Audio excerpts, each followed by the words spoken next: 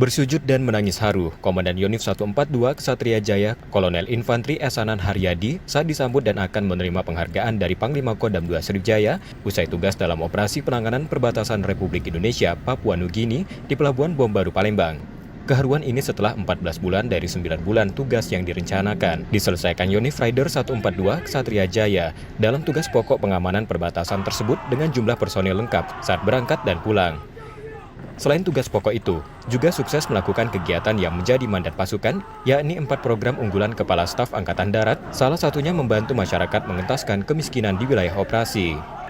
Kegiatan sosial yang dilakukan prajurit Satgas Pamtas membantu ibu-ibu dalam menyiapkan makanan sehat untuk keluarga, yang dikatakan Pangdam II Sriwijaya sangat diterima di lokasi operasi itu selain kegiatan lainnya. Bekal yang mereka sudah kerjakan selama di medan operasi dengan sukses yang luar biasa. Mereka bisa mendekati masyarakat, kemudian mereka bisa berdisiplin, tempur sehingga mereka tidak ada yang korban.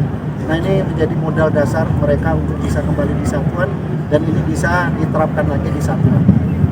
Selain menyelesaikan tugas operasi, prajurit juga memiliki disiplin dalam tempur sehingga dari 400 prajurit yang ditugaskan kembali dengan jumlah yang sama. Yonif Rider 142 Ksatria Jaya ini bermarkas di Jambi. Tim Liputan, Kompas TV, Palembang, Sumatera Selatan.